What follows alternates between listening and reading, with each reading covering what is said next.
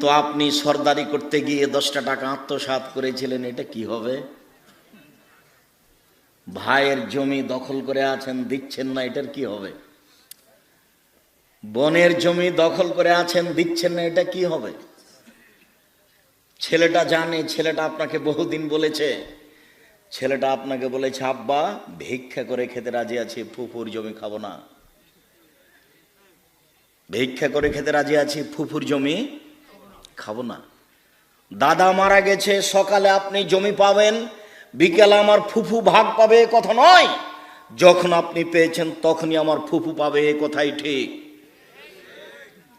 10-এর পয়সা নষ্ট করে, মানুষের হক নষ্ট করে, বোনের হক নষ্ট করে, ছেলেদের হক নষ্ট করে জান্নাত কেনার চেষ্টা করেন না। জাহান্নামের সিদ্ধান্ত আগেই হয়ে আছে।